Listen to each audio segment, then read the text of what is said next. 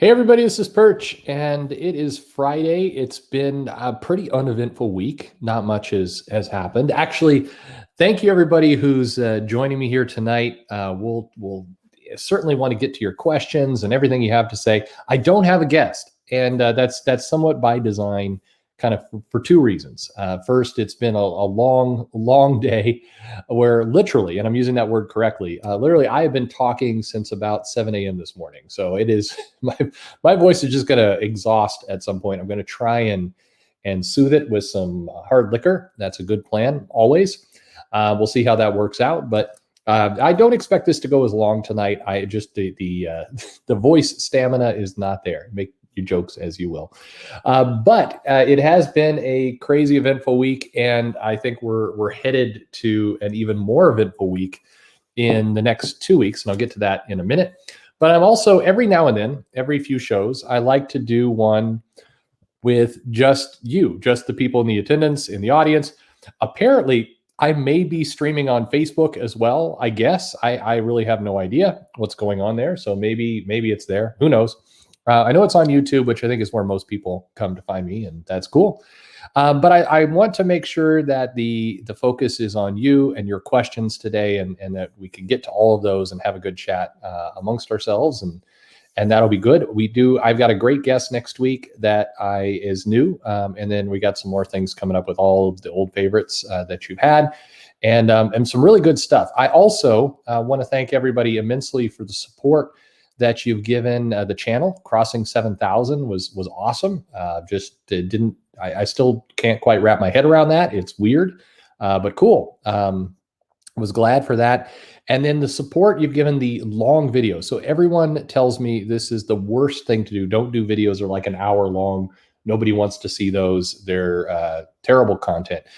Don't do that. But I did the Death of Captain America Civil War series with Joe Corallo, and that got a huge response. Like thousands of people watched it very quickly.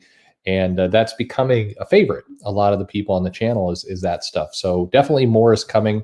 I think, in knock on wood, Joe and I are going to be tackling Legion of Superheroes and Astonishing X-Men, the Joss Whedon run, separately, of course. Those aren't the same thing.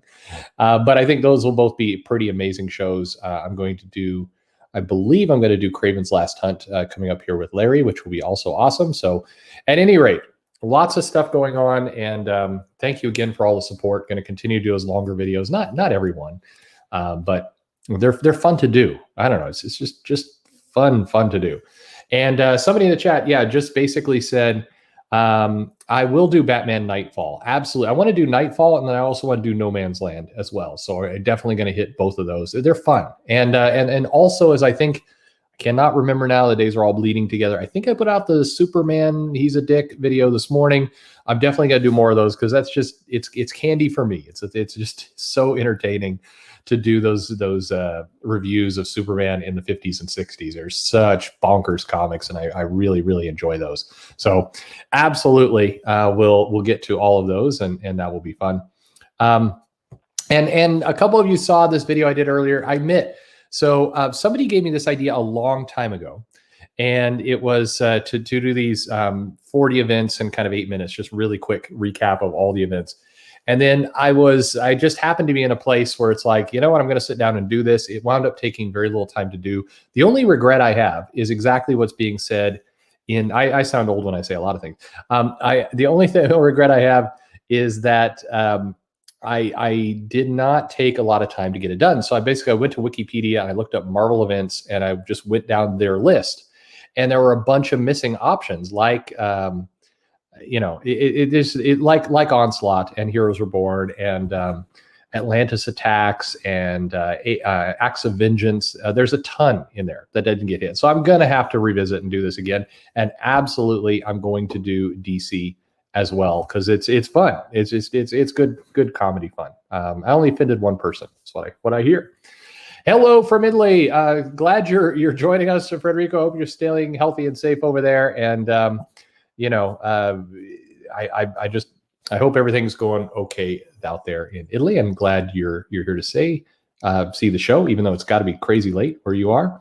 And I do sound old. I'm in my 40s. Big reveal, but that doesn't feel old to me. I don't feel old. I travel around all over the place, and you know, I'm very physically active. I like to bike. I like to do all kinds of things. So I do. I don't know. But yes, old age. Anyway, getting to why everybody shows up. What are we drinking tonight? This is a very weird one for me. It's freezing here in the old Pacific Northwest, or I'm just cold. I don't know what it is.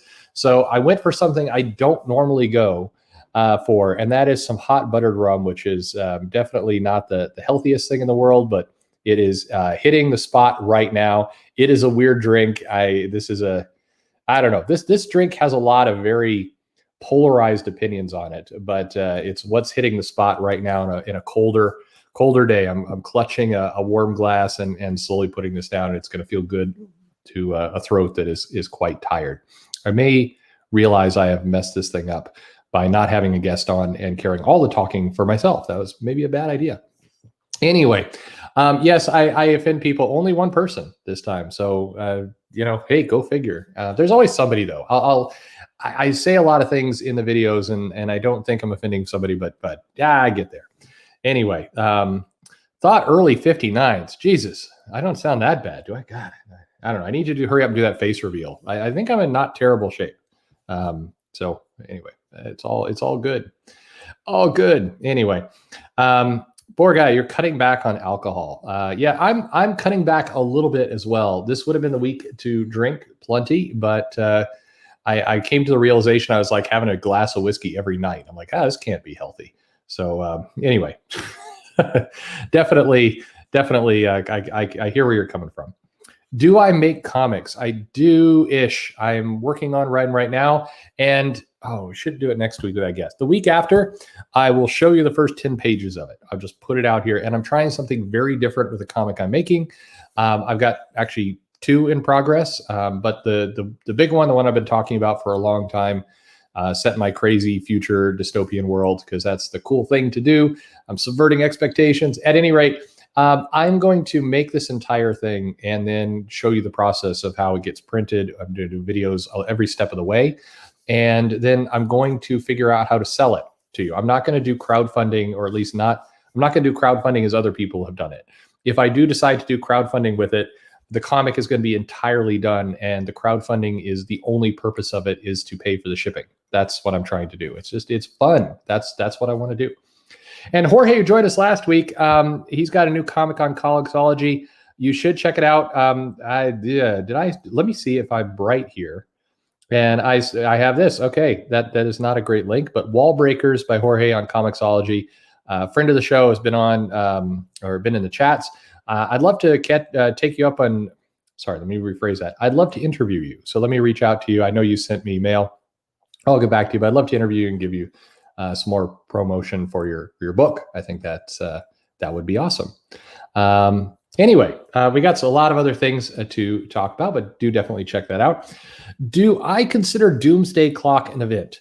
I mean, loosely, yes. I think anytime you're doing something that is kind of an interruption, I mean, it gets classified as event. The problem is I'm kind of a stickler for event. I think the event means something to me that maybe Doomsday Clock doesn't fit into, but these days, event means anything that's not a regular title and is a bigger, more marketed, bigger importance than just a limited series of some kind. So pretty much everything is an event in many cases. I mean, with Marvel, you're always having an event. But I will get to Doomsday Clock at some point. I like Doomsday Clock as a book. I think there's a lot to talk about there. And it's more than just Doomsday Clock. I think that there's a fascinating video series to be done on Rebirth and through kind of where we are today, or maybe, the end of Doomsday Clock. Because Doomsday Clock, where it started is not where it ended in terms of where DC was at as a company and everything else. So that's a fascinating little look at time and what all went on. It's crazy. As somebody who's been watching your videos for months, the idea of you as a creator is fascinating. Oh, okay. Maybe. I don't know what that means exactly, but cool. I don't have any time, so I don't know where I'm getting that, but anyway, there is that. All right, so there we go. The most difficult comment, absolutely. The interesting part is if I get into a mode of drawing and putting things together, I can get 3 pages done relatively quickly. And then if I take a few days off, I find it really hard to get back into it. I'd be really fascinated of other creators. That's something that next time I interview somebody, I should ask that question, because it's if I take a break, it's like really hard to get it going again. I have to stick to that routine. It's really, really tough to do. Here's a request. I was wondering if you think it might try a video sometime where you do a comic storyline where you have the same start and reach similar ending, but you do events. I don't know. You're going to have to flesh out this idea a little bit more. Let's see. I read one of the 3 Joker books, liked it. Was so weird that it got cured by issues 2 and 3. Maybe a little weird, but I mean, it was a character-driven story. So I think if you got what you wanted out of one of the comics for characterization, then yeah, I think I think that makes some sense. I don't know. If I would be compelled to finish everything, but I'm insane that way. That's where we're at. Are there great Christmas stories or collections this year? Well, you've got the Very Merry Multiverse going on in DC. And I think there's one other, well, Endless Winter is kind of I mean, it's no time. I don't really think there's Christmas stuff, but it's wintry themed. And in Marvel, you've got Iron Man and Doctor Doom team up to fight a Venom-controlled Santa. I think that's pretty much what you're getting this year. So, yeah. Anyway, hello, Horizon Brave. Hello, Second Street Marvel. Hello, everybody. Again, I'm glad you're making it. Shorter show tonight, but again, just me. We're talking about everything, how it's going. A retrospective on Tom King's Batman. You bet. Definitely. I'll have to get Tom King on for an interview with that one. He definitely would be happy to do that with me. I'm very certain of it. Anyway, hey, a live election update. I was going to do this whole thing where, and this is where the idea gets in front of the time. I want to take Superman Red and Superman Blue and like put the states on top of them. And then I could talk about, they haven't called like Blue Superman's groin yet or Red Superman's elbow. And it could be a whole joke. Hey, Nerdette, good to see you. That was my thought there, but there's probably a better idea in my head. As I sat down and started to divide up the Superman bodies, it's like, all right, not worth it. Who is Kanye's running mate? I have no idea. I have absolutely no idea whatsoever. That would be a good thing to figure out. Anyway, there you go. Here's a cool question here. We rarely hear what you specifically looking forward to. What in 2021 is piquing your interest? Okay, so let's just go down the math. I feel like there's a storyline that Jonathan Hickman set up in X-Men around the Children of the Vault, and I think X-23 and some other characters went on in there and they disappeared, and I really want to see the resolution of that story. That's probably the one that is most compelling to me out of the X books, and I would really like to understand where that's going, and so I'm looking forward to some payoff. I'm looking forward to the next X-Men event, which is a weird thing to say, but I feel like if you just track what Jonathan Hickman does, there's probably a good kind of shoot a drop with Moira and a lot of things he set up that's coming. So I'm looking forward to whenever that thing finally, wanders out. Hopefully at some point. I think there's some creator-owned stuff that's looks kind of exciting. I want to see Plot Holes because I ordered that and I'm anxious to see that story. I've heard a lot about it and I'm anxious to see how that rolls out. Over in DC, it's going to sound too negative. I'm becoming morbidly fascinated at what March of DC is going to look like.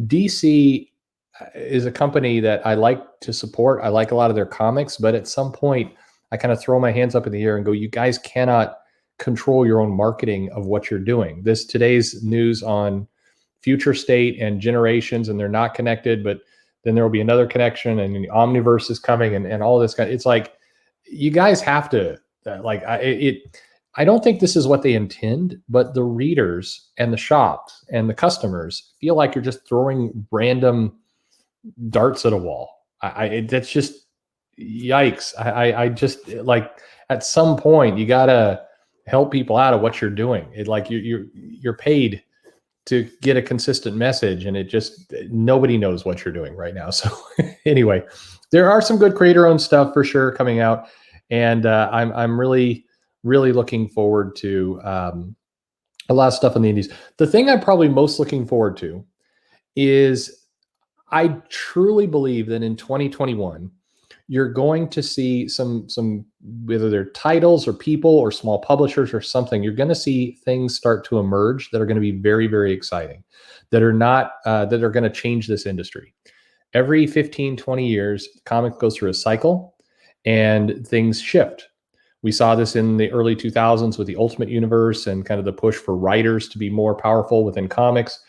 And we're hitting the end of that cycle. And there's going to be some new developments, some new things coming out of it. And for the first time in the last, I don't know, 40 years, it seems really likely that change is not going to come from one of the big two. Both Marvel and DC helped push this change in the early 90s. It was kind of the artist revolution, the mid 80s and the early 90s. It was that era. And then we saw kind of the writer push, and we saw the resurgence of Marvel and kind of the corporate involvement in movies and all the rest. Definitely had some strong indie stuff in there with The Walking Dead and Saga and other books that really kind of took prominence, but it was largely driven from Marvel and DC. In the next 15, 20-year cycle, it's very unlikely a change is going to come from one of the big two, because one is owned by Disney, the other owned by AT&T. Neither of those are going to be they're going to be very risk averse. And so the big disruptive changes are going to come elsewhere. And I'm really excited to see where that goes.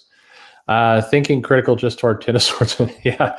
Wes is not enjoying that event. And I admit, I know some of the people there. I like some of the people there who are creating all this stuff. I really am starting to increasingly get the feeling like the merger of Hickman's ideas and Teenie Howard's ideas was not a good plan. But it is, I don't know. I don't know. It's so decompressed. Like there's so many chapters here. Here's what got me, and I know this is not the way to really look at it. I know there's some X-Men fans for sure, obviously, that watch my videos and everything else. And if you're enjoying yourself, that's great. I no scorn to you. But if this storyline was just happening in a single title, like 30 years ago, no crossovers, just in one title, it would take 2 years to get through. And that, I don't know. It's just, it's a lot of padding, is my point here. And I just, anyway, I'm sure Wes was having trouble there.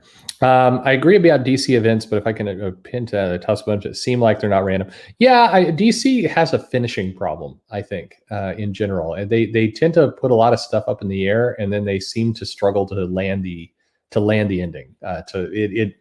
They're often, I think DC kind of has this problem if you look at it kind of historically. But anyway, yeah, I'm very excited. I'm very enthusiastic about indies. I think some great ideas are coming out of there. If Jack Irons, Ironverse Comics, man, this is definitely a guy to follow and a guy to keep up with. Great guy, and great book for sure.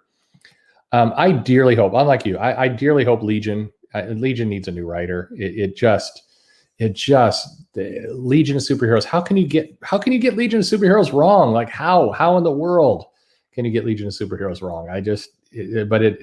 And again, some people like the title. So my personal opinion, that's a tough book to get into for sure. Anyway, Crossover by Donny Cates was a bait and switch.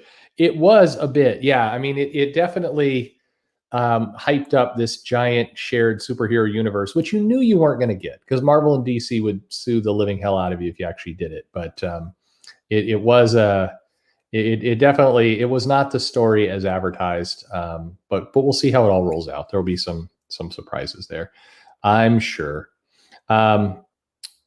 DC really disappointed me with Death Metal: Rise of a New God. This comic got me in trouble. I heard from some creators who were kind of pissed because I posted a shot of this exact shot of Perpetua getting hit in the face with a planet. And it's like, I think this event has lost the plot, I think was my comment.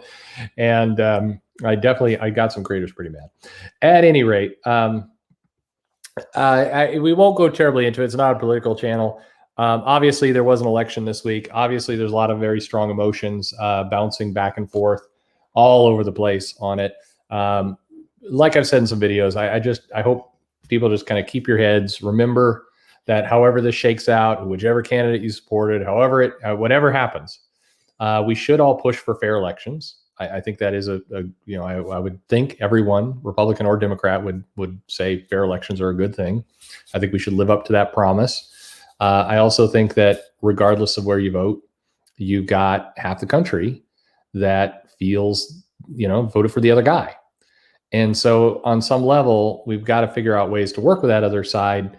And I say it not as like a cheerful fence sitting, oh, we should all be pals, but pragmatically, you can't cut half the people away. Like it just doesn't work. It doesn't work. Anyway, that's all I'll say about that. We'll move on. I just like that Superman red and blue. I can't believe during this election we didn't use more of that. I mean come on.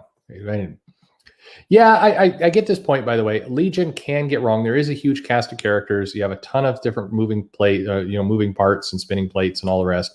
And it's hard. That's true. There is some difficulty there.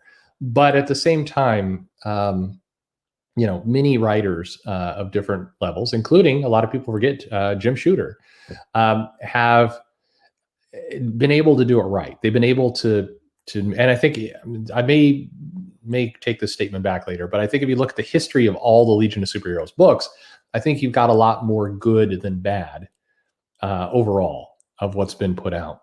And so it's aggravating to see this book that is just going nowhere. Anyway, what can we do? Hey, next week, what's coming out in comics? There is, we've got 3 Ten of Swords books. So that's going to be absolute murder for me on Wednesday. Cannot wait. We've got 2 Outlawed books. And that really sums up a lot of Marvel. Iron Man #3. Iron Man took a turn this last issue. So I like, God, okay, why? Kind of the same comment as Legion. Can you not screw up Iron Man? Just like have a good, solid Iron Man story. What always gets me is like, why do the writers feel convinced to want to go back and revisit the Demon in a Bottle storyline? Like there's so many things you can do with Iron Man. You don't have to tease that he's going to fall off the wagon every time a writer comes onto the series. They want to go down this path, and it's like, move on. It's like, it would be like if Captain Marvel wanted to every 10 issues or so also reference that she's in AA and she had problems. Like you can move past these storylines. There's more you can do with Iron Man than Demon in a Bottle 3 or 4 or 5 or 10 or 50. I get so sick of that stuff. It's like drunk or virtually drunk or sacrificing your sobriety to Odin for a sword. I mean, just like, geez, just God, you got armor and can do anything. Like, what would I do with Iron Man? You've got a pretty good roster of villains. I think there's a lot of very simple things you can do around. Here's the crazy part. And this will sound hypocritical since I was just complaining about reusing storylines. The concept of Armor Wars, where you had a bunch of villains who are stealing tech from him and doing, shenanigans with it, that is a good grounded platform storyline that you can come back to and revisit. It allows Iron Man to kind of zip around the world and have a huge cast of villains he's got to figure out ways to defeat. There's things you can do there. You can have Iron Man go up against people with more superpowers and less tech-based villains, and he's got to figure out a way that can technology overcome raw power. I think there's a lot you can do with it. I don't think you have to make it a super action book, but you can dip into a James Bond type feel. There's a lot of different genres you can do. I think having Iron Man be a sappy drunk is just no. I think it can be done anyway. Over in DC, we are kind of descending. We get Dark Knight Infinite Hours Extreme with 3 X's. This is the Batman who frags, I believe. We're going to be introduced to Lobo versus Lobo Batman. So there's that. You've got Punchline Special #1, which really is what DC is kind of counting on for this week. and Punchline has been a big breakout character, and so we get some Punchline. There you go. Wonder Woman is it just me? Wonder Woman's like shipping every week. It's like Wonder Woman has turned out to not be a bad run for all the worries that people had around the Marika Tamaki writer coming onto that. She's not written a bad Wonder Woman. It's not great. It's not the best one we've ever seen, but it's solid. There's just like, this is a title where it's like, God, there's too much. Like back it up. Back it the F up, for sure. Yeah, this is my reaction to Lobo Batman too. The Batman who frags should be called the Batman who tries too hard. Somebody in the preview comic, and I did have to laugh at it, Lobo meets Lobo Batman and says, what is this, the Frazetta, Lobo or Frazetta Batman? I don't remember. He throws in Frazetta in there, and I thought that was well done. Good for you. What do I think Scott Snyder is doing Superboy Prime right? Hasn't been enough to see yet. I do think if you're going to redeem Superboy Prime and do that, that's interesting. So potentially, I think I need one more issue to kind of know. That's there you go. Demon of All 65. Yeah, that's exactly right. Tony and me drinking. That is exactly what we need. Hot buttered rum is a good warm drink, but it is the wrong drink to drink while I'm doing a stream. Like, you don't drink that fast. It's like drinking sludge down. So I'm like, I take a drink, I'm like, ugh. Anyway. All right. Yeah, lots of people liking Wonder Woman.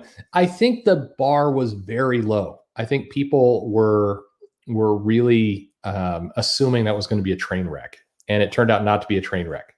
And that's pretty much what you got. It's not an amazing book. I mean, I think that I happen to like the Wonder Woman written during the New 52. I love the George Perez, the John Byrne Wonder Woman. There's lots of great Wonder Woman out there. So this is not anywhere close to as good as that. But it wasn't the train wreck. And including myself, they've showed the preview pages, and DC being, again, insane with their marketing, decides to put out preview pages showing Wonder Woman like moving and dealing with boxes, and there's a bunny. And it's like, you had other pages of action and heroism in that title. Why'd you show she's moving into her apartment pages? You're insane. But that's what they did. And so I think the expectations were super low, and it was better than that. It's good. Here's a vote for Ten of Swords over Death Metal. I think I definitely hurt somebody's feelings, and I apologize for that by my comments on Death Metal. I think Greg Capullo's killing it on the art. Scott Snyder's got an ambitious story. It's just it's hard. Like it feels like that's an out of control train. And what I say by that is, like, it's not. For better or worse, if you open up Ten of Swords, I do think there's way too many comics there. You get to the end of every comic, there's a checklist there. You know what's coming next. You have a sense of where this event's going. You put chapters on it, everything else. You can kind of wrap your head around what this is. With Death Metal, if you put a gun to my head right now and ask me to count up what issues are in Death Metal and what I'd be right. I'd be shot. I don't know. And what I also don't know is, how important are all these other issues? How important is, Dark Knight Infinite Hours Extreme, number one? I'm guessing not important. But this Tales of the Dark God Rising, the last issue with Perpetua getting hit in the face with a planet, feels pretty damn important to the story. And some of these things, some of these one-shots, I think are pretty critical that you read, and others are not.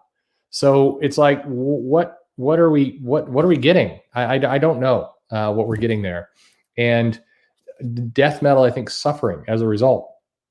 You do need to read more than just the core Death Metal issues, I think, to get a scope of that comic, but not all of them. The Justice League story that's been going on, I think is not necessary to read to get the picture of what's going on with Death Metal. But I could turn around and be wrong if 2 issues later we're referencing a bunch of stuff that happened in that title. It's just, it feels out of control. Is the thing that I'm saying there. But there you go. Robert asks, hey, am I open to have a guest on? Not today. Like I said, it's gonna be a shorter show. It's been a long week of just talking. So about every 5-6 shows, I just would like to do one where I answer more of your questions and I get to more of that. But Robert's always a great guest, so would love to have you on here soon, and we will do it. So there you have that. Are you missing out of Ten of Swords? Maybe. I mean, if you like, the best way I said this to somebody yesterday. If you are a fan of the Chris Claremont, Alan Moore time on Excalibur, if you know, which is a fun run. If you like the idea of tarot cards and the other verse and Saturnine and that kind of stuff, then you'll want to get in on this. It does feel like there's a too long didn't read version of Ten of Swords that needs to happen, and it is taking its time from, hey, we're going to have a tournament, to one of these days that tournament's going to begin. And either if you enjoy the ride, if you enjoy the little details of these characters, then you're having a great time. You don't want this party to ever end. But a lot of people are not enjoying that ride, I guess is the best way to put it. I don't know. That's too much of a fence-sitting position. It's not. I wouldn't say it's so terrible you should skip it. I'm not saying that. But when all is said and done, if this event does not, really pull it home in the last inning, this is not going to be one of my favorite X events by a long mile. I'd put Inferno and Fall of Mutants, and I'm actually now trying to think of the events I'd put underneath it. I'm sure there's some. I didn't like Schism. Wolverine and Cyclops having a dumb fight was dumb, but yeah, well, anyway, there you go. This is the problem. They made a big mistake by expanding Ten of Swords. That is the problem. Like, if you think about this issue, this series with like 8 less comics trimmed up, it would be so much better. I think that would be so much better. And I think you're referring here to this week's issue of Uncanny, or just not Uncanny, just X-Men. Basically reused a ton of the art from X-Men #2, and that's. I mean, I guess it's retelling the story from a different perspective, but it's hard to not feel that was bullshit. Just hard. Yeah, Messiah War was not any good. That's true. Have I read Gold Digger? Yeah, Gold Digger is fun. Antarctic Press puts out some good stuff, and Ninja High School is lots of fun. So all good stuff. Anyway, so yeah, let me know in the chat if there's any of these things you're getting. It's interesting to me to see kind of Mark Millar, who is really red hot with all of his comics. We're getting Kick-Ass versus Hit Girl. That should be a bigger book, but it's not. It's I don't know. It's funny to see how that is. How is going on. Yeah, I'm a huge fan of Hickman's run in Ten of Swords, but I've never felt so ripped off by a comic that X-Men #14. It's hard. A lot of people had that reaction. That is tough. The DC Omniverse idea. It is. People are making too big a deal about this. I think the Omniverse is an attempt to not worry so much about things. It is that idea of story over continuity, that the story counts. If you have a good story, you tell it. I have a video coming up. I think it will come at some point this weekend. I'm a hit on videos. I uploaded some stuff for next Saturday. So I got a whole week in the bank. So I'm just going to get super sloppy drunk all week. That's what's coming. And I talk about what went wrong with DCU. So DCU was a thing that happened right after Convergence. And there's a lot of parallels to where we are now. So DC Convergence was a 2-month event. It was a skippable event, and a lot of people did. And then DCU came after that, and DCU promised stories over continuity, and it promised more diverse characters and everything else. And it lost a ton of their audience. It lost so much of their audience that was the big rally to get to Rebirth right after that. Now, I don't think it's exactly the same to where we're at now, but there are enough similarities that there should be some concern within the halls of DC that they're creating another DCU type scenario. The future state books really need to create some fan favorites. I think the new Wonder Woman will do that to some extent, but they really need to create some buzz coming out of future state. If it turns out to really settle in as a missable event, then that's just teaching customers to not come back in March, and they're going to have to pull them in more. If the DC Omniverse is purely, look, Dan Didio's insane PowerPoints of, this character was born before this character, and therefore this happened and this happened, or like Tom Brevoort will get all super obsessive over exactly when the Dark Phoenix saga happened, and it technically happened in 2013, and by new continuity standards and all. Like, that's all crazy. Don't do that. That ruins your stories when you do too much of that. If DC is just letting go of some of that and just letting these stories be and not worrying too much about it, that's not a bad thing. If it's like DCU, where suddenly Jim Gordon looks like he's in his 30s and Clark Kent has a shaved head and is a bum, that's a bad idea. So that's where we're at any rate. Anyway, do I think Tomasi will have Damian return back to being Robin? No, I don't. I think they've got big plans for Damian. I don't know what, but it feels like they're really setting him up to be a bigger thing.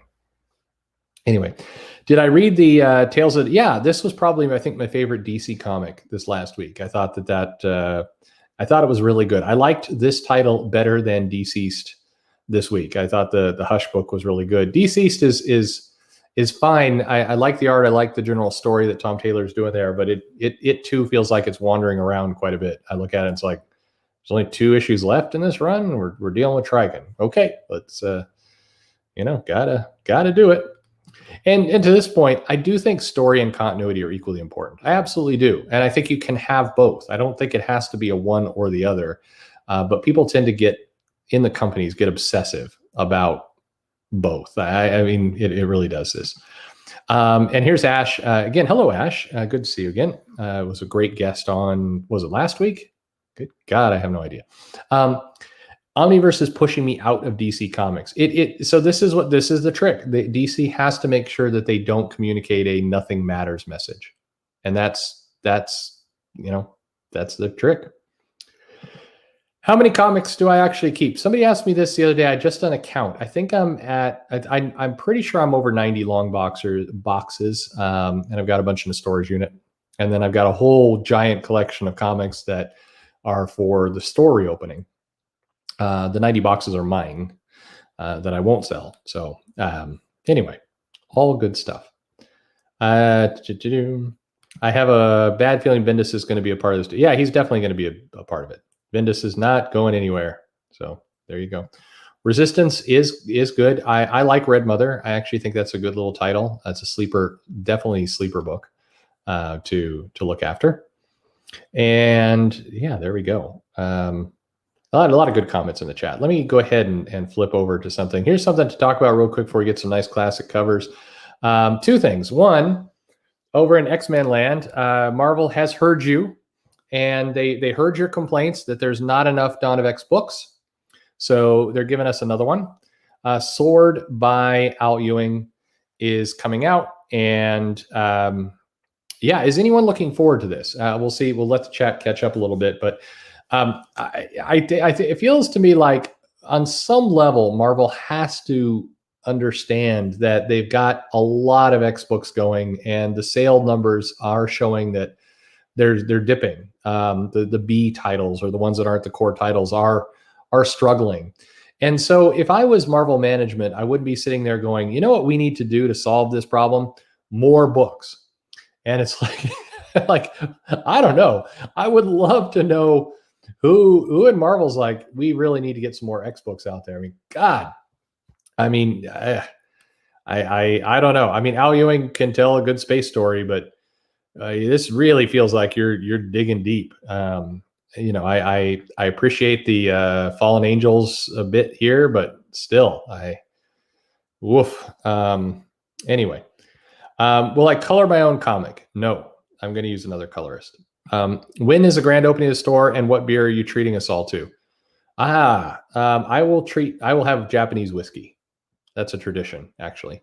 And grand opening of the store, your guess is as good as mine. I still haven't finally settled on a city yet. I'm down to 2 cities. So it's everything is back up in the air, but I'm anxious to get there, and I will treat everybody to good Japanese whiskey. which has been my consistent track record for the last 3 openings, I think. Is the Leviathan storyline supposed to come back eventually? It will. Bendis will get back to it. At some point, Leviathan will wander around again. I mean, it wasn't selling, so maybe somebody at DC is like, all right, we're done. Forget it. But anyway. And then this, if you're following Ten of Swords, yeah, the Hellions mission, like they went on a mission to stop things before the tournament started. So either, but as I'm like, I got the conclusion that the tournament is still a couple issues away because Hellions, the next issue hasn't come out yet. So I have no idea what the point of the Hellions book even was. Like there's a classic example. You didn't need to pull them into this Ten of Swords event. You could have not. That would have been a good plan. Just don't. Trimmers. It's funny. I saw this video the other day. It's a Target was selling some new trimmers thing. No, I can't believe it's 30 years old, and now I feel old. Nobody is loving Sword. I have yet to get anybody here who is excited about Sword. So, like, is anybody want Sword? Who wants this book? I mean, anyway. This is a great comment. Yeah, I imagine the Marvel planning meeting. We hear so much about these ex-writers' rooms meetings. This giant, really intricate flow chart. You can picture it like every arrow is like start new X book. Yeah, I could totally picture that. That is exactly right. Preferred Japanese whiskey on a budget. Suntory has good, efficient Japanese whiskey, and I think you can't go wrong with Suntory.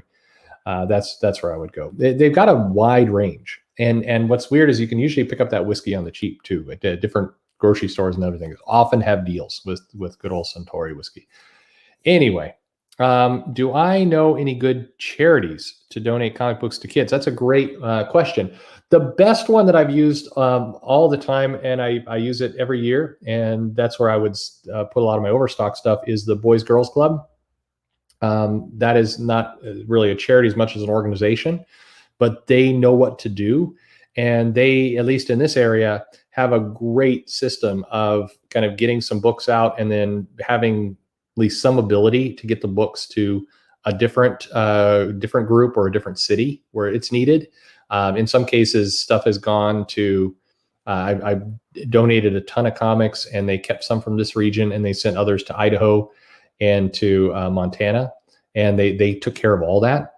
And the books got in the hands of people. And I love these guys because then they would send me photos sometimes of kids reading the comics. And I just thought that was a great, I can't say enough. Boys Girls Club does a really good job consistently. And so if you got one in your area, that's a great one to donate money to always, of course. But more importantly, this is one of those charities where they are equally appreciative of time or comics or pencils or whatever you have. Like they seem to know what to do with all that stuff. So I'm a big fan of those guys. Do I think Grant Morrison will take over at 11 now that he came out as non-binary? I've got a video on this coming out too at some point. The funny thing about Grant Morrison, it's like this wasn't news. I remember when the story hit, was it yesterday or the day before? And I'm like, yeah. I mean, he's talked about cross-dressing and other stuff before. I mean, I guess there's a label now, but I mean, this isn't terribly new news. And then all these comic creators started talking about the inspiration of him coming out as non-binary. And I'm like, have you not paid attention to Grant Morrison over the last like 20 years? It feels to me like you don't really know Grant Morrison, but oh well. Anyway, here's a question. I just want DC to finally fix Harley, which would stop putting her in every title in existence. There's a lot of Harley. Absolutely. Crowdfunded books. Almost all of them is the answer. And I would always buy them for the shop. They were a good thing. They were a good investment to buy for the shop as a way to kind of promote things. I like putting my money where my mouth is. If anybody ever coordinated, they can find my name pop up because I'm like, who's this one consistent guy who's like supporting all the crowdfunding books? It's like, oh, it's him. That is, So I support almost all the books. Now that's fallen off, I'd say, a lot in the last 4 months, just as I've recalibrated and tried to have less incoming while I don't have a shop open. But I will get back to that. And I do like supporting crowdfunding. I do it. I have had, let's see, what's the best way to put this? I've had, no, you know what? I don't want to get into it. I like to do more reviews of crowdfunding books. But I've had some of the weirdest responses from the creators when I've reached out, again, not for free anything, just comments like, I'm going to do this review. And I've gotten more than one person saying, don't do a review unless I approve it. And I'm like, well, I don't want to do I'll do a video and you can review it to make sure that I'm not saying something wrong or insane. If I interview you, every interview I do, I let the people look at the interview before I put it out there. But I don't want to go in reviewing a book and then have somebody tell me that if they don't like the review I give, they're not going to do it. I mean, and of all the people to worry about, like, I don't roast books. So, I mean, anyway, it's always been kind of an odd taste in my mouth. But yeah, to answer your question, yes. Should you mark the comics you give to charity to stop spectating? I don't. Some do. I choose to just let it, let what happens is what I tend to do. Grant Morrison's non-binary. Yeah, that's the story of the week. Yes. But that's not exactly what he said. He basically said he was a bunch of things and then talked about how language is ever changing and ended his comments off with saying that he's looking forward to an emoji-based kind of symbol communication form through radio waves. So, I mean, with all Grant Morrison stuff, you always kind of assume he's taking the piss out of the interviewer, I feel. Alan Moore will sick his snakes on him for sure. That's definitely.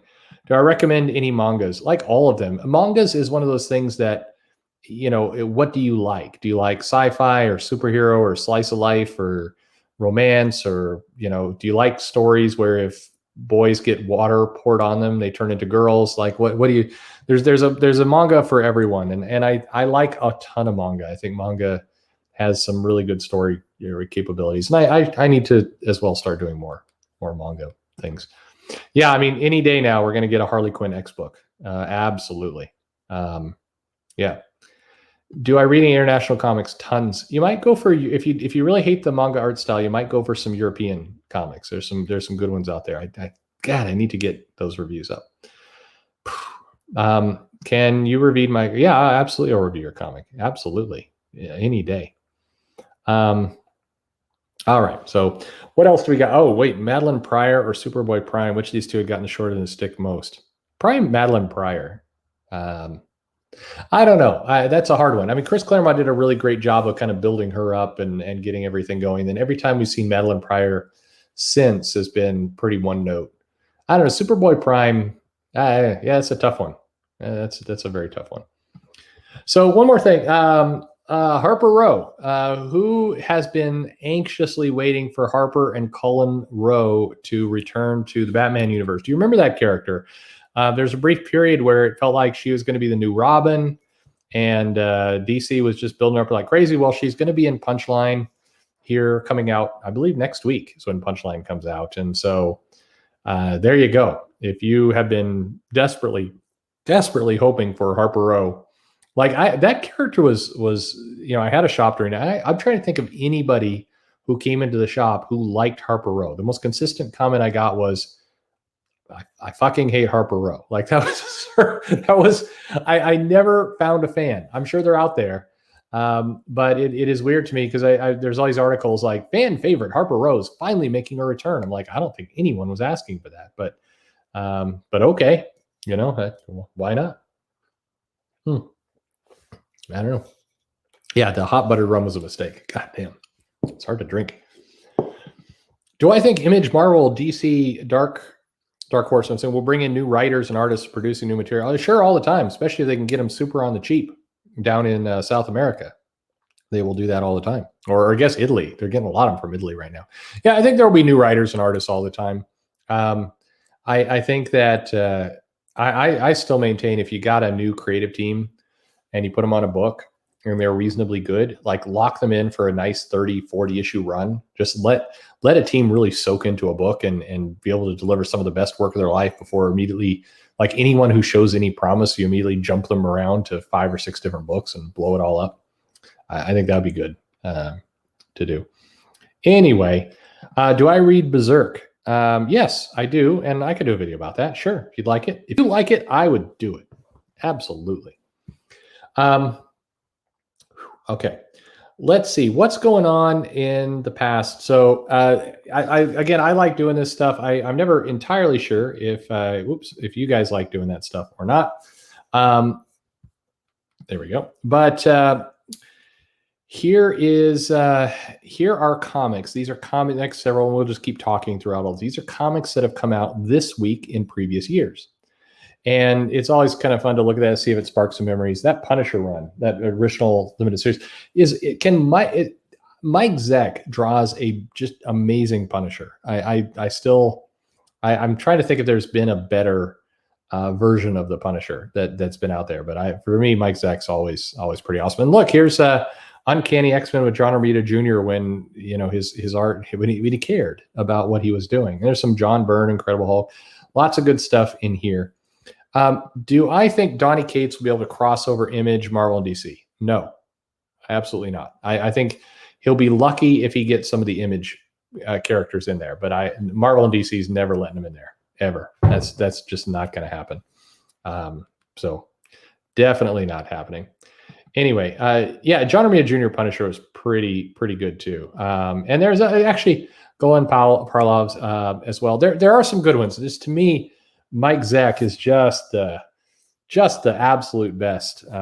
He knew how to draw Punisher just so well. I always wish Punisher would have been in Secret Wars. I think that would have been a pretty crazy character to add into that event. I'm just picturing, the characters are fighting around and Punisher's going and just shooting people.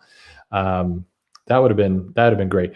Because Zeck did a lot of those comics, I often think in my head that Punisher was in that event. I just, my memory kind of has him in there, but of course, he wouldn't have fit with everything else going on. But I would have loved, as Doom is like dissecting up the Molecule Man. Spoilers. If Frank Castle would just run in there and just start shooting people, it would have been great. And yeah, this Yellow Jacket, they were doing stuff with her. This is she was in multiple titles, and I thought the development was really solid. This kind of redemption arc of a character, and I always felt like there was more they should have done with Yellow Jacket. It was a character that definitely we should have seen more of. And this was not a bad Eternals run here either. This was an Eternals run that I wouldn't mind getting made into a movie. It's not the movie we're going to get, but it would be fun. Even that Nightcrawler is good. There are a lot of good comics up here. This is some fun stuff. Mike Zeck, is he still drawing? I think commissions, but I don't know. Maybe somebody in the chat knows? Is Mike Zeck doing anything regular now? I don't think so. Hey, we crossed 100 people in the chat. That's awesome. Hello, everybody. Everybody's here because they're tired of news coverage. I get you. Yeah, the Eternals. They're not the Inhumans. I saw a chart. Was it yesterday? Somebody pointed out that the Eternals they were showing the Disney slate of movies for Phase 4 and Phase 5, and like you still had an Inhumans movie on there and some other things. Like they're never making those. Like not anymore. But anyway, some good stuff. That issue of the Avengers though, and the Yellow Jacket. I mean, that was when, if you think back. This is always what sticks. What bugs me is when people portray modern comics as finally giving a showcase to strong female characters. My immediate gut reaction is to think about Monica Rambeau, Captain Marvel, this Yellow Jacket redemption arc. I mean, like there were strong women characters in the 80s that were legitimate. I mean, like they took. How many issues did they take to redeem Yellow Jacket here and have her? I mean, it's like 50 issues. I mean, like a lot. And they did great stuff. I mean, anyway, it always bugs me. And I know that's not the point people are making. But I just like there were so many great examples of strong female characters and building up things in the in the 80s and decades ago that if people tweak the message just slightly to say we're building on the great writing of strong female characters in the past to make more in the future, whatever it happens, just acknowledge your past. It's crazy. Anyway, all right. I'm here because you seem to have your ego in check and love all types of comics. Oh, that's nice of you. Yeah, I do love all comics. I love more comics than I hate. I think I try to love the comics.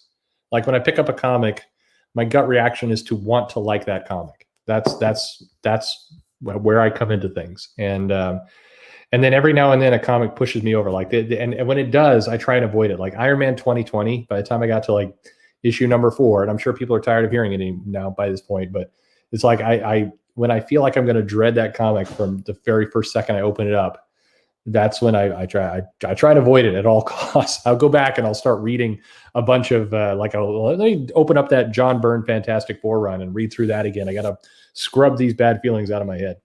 Anyway, that's great. Thank you. Suddenly we got into praise. I don't know how we got here, but thank you, by the way. I appreciate it. I do try and put thought into the videos, maybe not all, but I pump out a lot of content. People keep telling me to put out fewer videos. There's too many, but I don't know. I like I said, I was right before we went on the air here. I was uploading videos for next Saturday, so it's like not tomorrow Saturday, but a week from Saturday. I've got so many videos. I don't know. I keep expecting to run out, but yeah, this is also good. Yeah, always a good excuse to drink more. Always.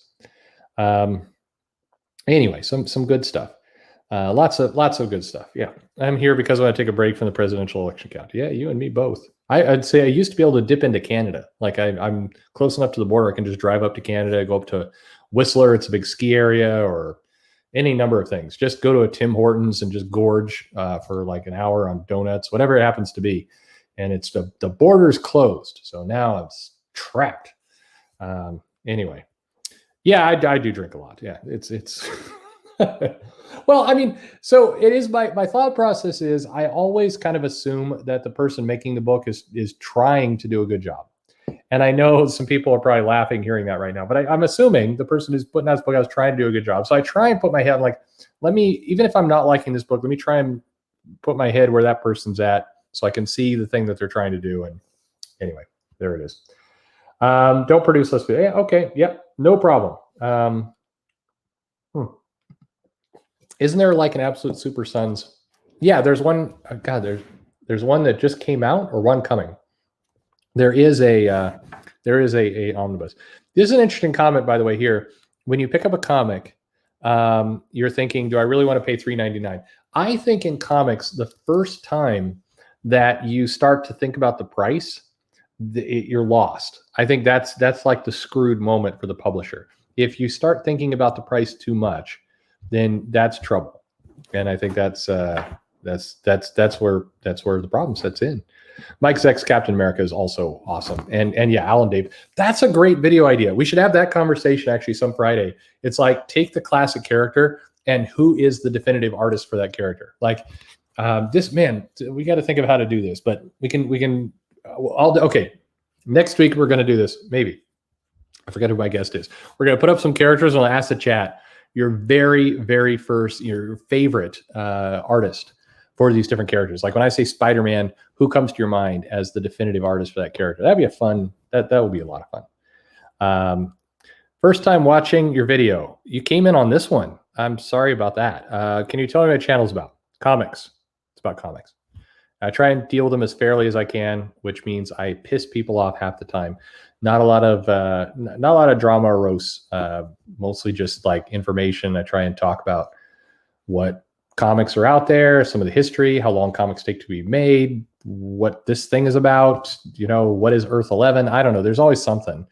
And but anyway, thanks for stopping by. You came in on a live chat. You came in on a weird one. I'm just saying there. Have I seen Beef Bros on Kickstarter? It looks so dumb but fun. I saw it. I was turned off by the video. It's just that's not the way to market to me. But sure. I mean, Aubrey Sitterson is a wrestling fan, and I think he has that sensibility in what he puts together, and so I think it will feel like that, for sure.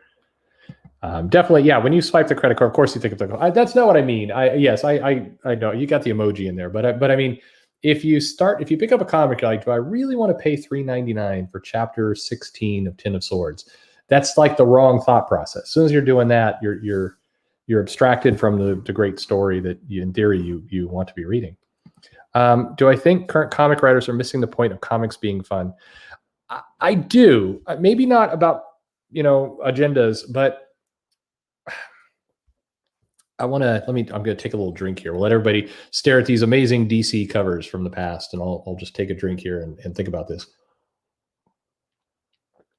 I think a lot of comic writers are trying to be the next Alan Moore. They're trying to tell the next Watchmen. I think you take a guy like Tom King and you look at his stories, and it feels like he's trying to create the next graphic novel that's going to go on the shelves, and it's going to be critically acclaimed, and maybe you win an Eisner or whatever. And I think a lot of comic writers have that fixed in their head of being like someone else, being like an Alan Moore, or being like one of the. I'm going to write my Neil Gaiman book, and I think it's very easy when you're thinking that too much to lose track of the having fun part, to basically miss the story you're telling in favor of trying to be 2020's Watchmen, or be the next Neil Gaiman Vertigo book. I think people get caught up in that desire, that goal, and I think that's where they get too cutesy for themselves. They put depth where depth isn't needed, or they convolute their story in ways that it would be better if it was told more simply. And I think that there's also kind of this emerging idea that, the comic has to be deeper. The comic has to represent something more than just a comic. And I think if you're a good storyteller, that's fine. It works out. But I think if you set that as the goal over, I'm going to tell a good story, you rarely get a good story. I don't know if I answered your question, but that's how it reads to me some of the time, is that people are overthinking it sometimes, and they miss out on some obvious just fun in the process. Is kind of my feeling. And this comment, yeah, we've been trying to recreate Watchmen forever. It's true. It's like so many people are trying to swing for that. Like, I'm trying to recreate Watchmen, and it's like maybe you just tell a really, really classic thing. We definitely need more Flash covers, Mr. Booth, and congratulations again on the X-Men gig. You absolutely deserve it, and I'm still remembering my promise to you that I'm going to make you a lot of money somehow. I have some ideas, but you're definitely highly deserving of the X-Men gig, and you're gonna tell a great story. Now, if you get on that book and we open it up, and it's 20 pages of them having dinner and with data sheets of menus, I'm gonna be salty about that. I'm just saying. The X-Men comic, this is a great part, is if Booth is on for 3 or 4 issues of X-Men, they can reuse those panels, so we can actually get 20 issues of Booth's X-Men based on current things. We talked about this a little bit before. I'm not going to drag us through it again, but yes, the latest X-Men comic reused the same panels with some changed around wording in order to present the same story but from a different perspective. And it was, it didn't go over terribly well with some people. Who do I think is better at writing comics, DC or Marvel? It depends on the era. Like right now, I mean, I don't know. You do have some good talents on. You do have some good talents in all companies. God, I've got to make a call right at this exact moment. It's tough because I think Marvel's putting out a lot more comics. Like they're winning by volume. They've got like double the comics, so they have a higher percentage every week of getting a good story out there because they're putting out so much more. Yeah. I mean, I will say, okay, so over the last 2 years, I think I've enjoyed DC's comics more for the writing. I think that is true. But I've had good. I've enjoyed stuff on both. That's a crappy answer. I try not to give these sitting on the fence answers, but I mean it's tough. I will now answer some more questions and continue to think about this and let it haunt me for hours. Anyway, Brett Booth's an awesome guy. We need to do another interview. It's like my interview with you was very fun, and I will reach out. We absolutely have to do another interview. You're doing great. At any rate, let's see. We got some other stuff, but anyway, here's some covers here. This was some good Wonder Woman. We got multiple good Wonder Woman runs. I'm now worried because I remember putting these images up here, and I don't think there's any Flash in here, and I don't know if that's because there was no Flash published this week, but that can't be. I get these from a Twitter account called Spinner Rack, and it's definitely one of the places, if you're tired of Twitter and all that nonsense, there's a few accounts you can follow that don't have any nonsense. And Spinner Rack is one of them. And all they do is they put out covers. But one thing I notice is that they don't really put out anything from the last 20 years. It's all older than 20 years. And so that's a flaw in their system. Absolutely. And for sure. Yeah, we get some other stuff. Here's some fun stuff. Again, we got Mike Zeck, Punisher, and Spider-Man for that matter. But how about Kickers Inc.? First off, who remembers the New Universe? And then second, do you remember this this book, Kickers Inc., which was, I mean, that was a Kickers Incorporated, I guess. That was not their shining moment. I think. But there were some fun crossovers here. Fantastic Four versus X-Men. This was a fun little story. We got like a bunch of things going on here. G.I. Joe Transformers. It was a great little limited series from back in the day. That was some good action in there. A lot of books that are 75 cents. Who hates that? And yeah, this was some good stuff, including Captain America flying out of a skull. It's always good. Captain America has an amazing rogues gallery of villains. And you don't realize that because we haven't really, they've been pretty much the Red Skull and nobody else. I mean, every now and then Sin and Crossbones will show up, but like there's a lot of great Captain America villains out there. I miss it. I definitely miss it. Why can't we go back to newsprint again? So going back to newsprint, and here's the thing where a lot of people bring up Alterna and their pricing model, but keep in mind, it is and it isn't more complicated than that. Here's the more complicated bit. It's not just the paper. It's not just newsprint and printing. It's also the economics that have been established. That you have a business model that's been established from both the publishers to the distributors to the store. And so if you went to newsprint, you're creating a new gap in the model of how this works. And you wouldn't be able to go all the way back to 75 cents anyway. Hey, Jeremy Lott, he's in the building, just so you know.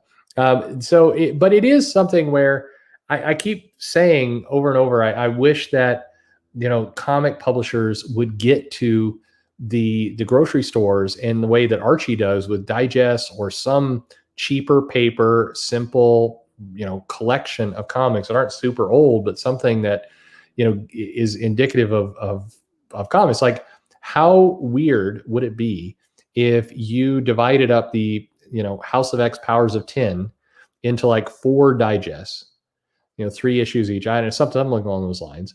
And then you ship them to Safeway and Albertsons and those kinds of places to put there as a digest format, ship a new one every month or every 2 weeks.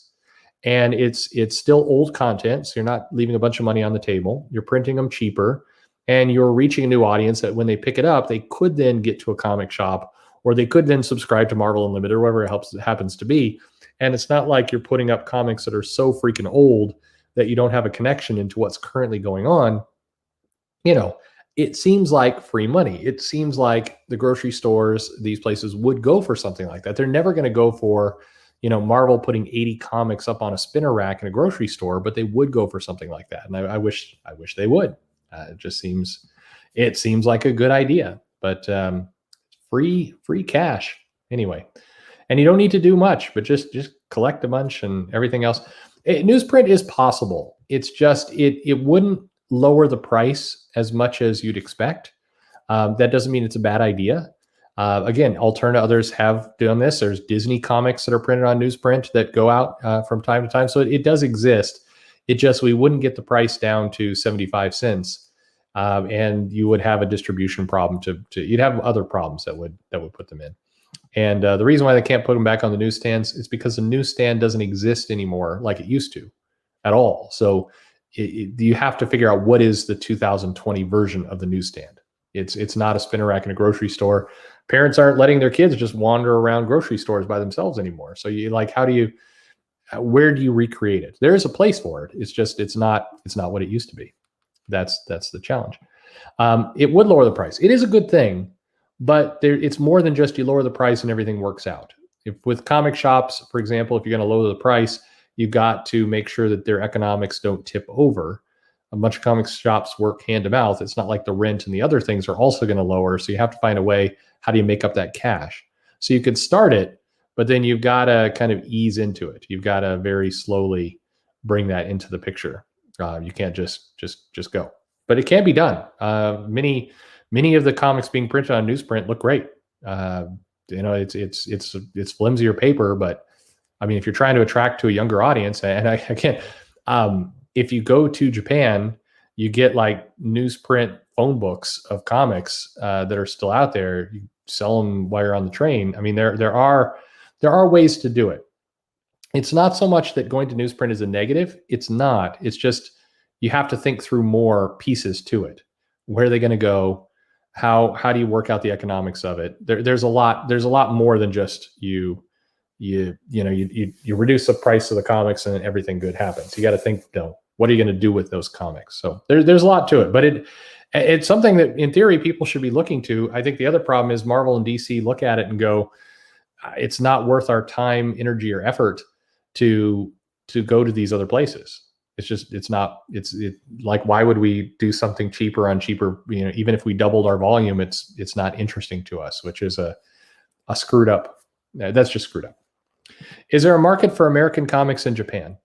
Yeah, but less than the Japanese comics over here. I think there's more. I'll say some real general things that people may disagree with, but having lived in Japan and been to Japan plenty, the Western culture coming into Japan for that kind of thing, it doesn't stick. And I think also you'd have to radically change the price and the format and all these other pieces. Like if you started, having US comics over in Japan at their current cover price, the Japanese audience would be like, no, are you kidding me? No. And it wouldn't go anywhere. So you'd have to change some other things. Yes. Comic shops do need to offer more stuff than just comics in order to survive. Most, some get away with it, but you definitely have to diversify your content for sure. And we're in the year 2020 where everything is screwed up all over the place. So, I mean, even the idea of like what it takes to survive is a much bigger and deeper question than even just comics anymore. It's nuts. The points you're making are not wrong, Jorge. You're making the right points. It's just that there's more to kind of figure out about what all happens in all this. This would not go anywhere. You're not going to go and say, here, this is $5 for a 22-page book. There'd have to be a lot of porn on those pages to get that kind of price. That's all I'm saying. Anyway, okay. So, hey, this week, Crisis, number 11, was out. We had Legionnaires. We had Atari Force. I mean, come on, we had Atari Force. Did anybody? So for the first time, I recognize. I mean, I've sold comics, but I do not believe I ever read Nathaniel Dusk, Private Investigator. So I'm admitting that this was a new one. I've seen this book, but I don't think I ever read this, and I think this is the first time where I didn't flip open anything. So it's like a crazy moment for me. Did anybody here read Nathaniel Dusk? I don't know. I'm embarrassed at this, but do I think Marvel Comics should introduce? Yes, I do. 100% I do. Do I think DC Marvel just dumping these events because of COVID, or do you think it's a cash grab? I think it's not so much DC, but Marvel's doing this because it's how Marvel does business now. I mean, this isn't going to end with COVID. I think we're in for the world of 4 to 6 events forever. I mean, remember, this was their publishing plan at the beginning of the year. If you remember that comic Incoming, they were setting all this stuff up. In fact, we were supposed to get 2 little X-Men events. Like there was another one that was going to hit in the winter. Dawn of X was supposed to happen, in May, I think, earlier. Or I think around May was when Dawn of X was originally supposed to start rolling. And then we were supposed to get another X-Men event happening in December. This is before COVID. That was their plan. So I don't think it's because of COVID. I think this is a new normal for old Marvel. Will both AT, you can hear my voice just disintegrating through the course of this. This is great. Do we think DC and Marvel owners be smart enough to let divisions, people have free range and trust in their properties? Nope. I do not. And what about work for hire contracts? There will be lots of them. Lots and lots of work for hire contracts. That's not changing whatsoever, for sure. Anyway, lots of stuff. Comic shops need to diversify, but not. Absolutely. GameStop went too far, and it's sad to see what's happening a little bit to Barnes and Noble. But again, they're doing what they have to do to survive as well. It's weird that you find yourself rooting for these big box stores. So these are the kind of comments, the one I'm about to make, that always gets me people saying I'm a commie. But I like independent shops. I like independent bookshops. I like independent comic shops. I like the independent game shops. I like independent shops, and I try and support them whenever I can. And for a long time, I myself and my wife, we talked about, like Walmart would move into town. It's like, oh, it's going to be bad for the small business. And you try really hard to support the small business and all the rest, because these big box stores are coming in. And like Barnes and Noble would come in and like, we got to support the independent bookstore. We got to do that. But now in 2020, you find yourself rooting for like Barnes and Noble and Walmart over Amazon. Suddenly Amazon is the new giant shop. And you're like, I was meeting somebody the other day, and they're like, yeah, I need to really go make sure I'm supporting Walmart because they're getting killed by Amazon. I'm like, oh man, our world has gotten really, really weird. Like, how in the hell did that happen? Yeesh. Anyway, here's somebody who read Nathaniel Dusk. It's like, the Gene Colan, Gene Colan illustration would be great. Film noir. I've got to go pick this up. This is absolutely right in my wheelhouse. I have to start doing that. I wish people would stop buying the event books too, but if anything, the opposite is happening. What we've seen coming out of the shutdown is that the top books are selling more than middle books. And like, if you're a bean counter at Marvel right now, you got to be looking at this going, let's trim back on our ongoing comics and do more events. Like, that is the clear lesson that the market is sending right now. It's crazy. My comics just on its last legs. I know comics is going through changes, absolutely, but it's not going to die. It's just going to change around. That's what's going to happen. I mean, there's still some really amazing comics out there. And I think you're going to see stuff shift. I say this before, but I know in the conversation I had with Brett Booth, I remember him saying this as well. Like, my favorite superhero book out right now is My Hero Academia. It reminds me so much of the 80s Claremont Byrne X-Men, of just kind of a superhero team, plenty of action, threatening villains, some drama. You laugh, you cry, you cheer. It's like, that's an amazing superhero book. And typically speaking, you can always find something like that out there somewhere. You just have to kind of, search around. My Hero Academia is manga. So manga has a lot of different art styles. It's not all the same. And I think if you love superhero books, My Hero Academia, if you haven't checked that out, you should at least go peek at it. It does good stuff, and it's hero building. It's like there is the hero's journey of somebody kind of getting the power, learning the responsibility, having a rivalry, having just all those pieces. Like, there's such great characterization in this.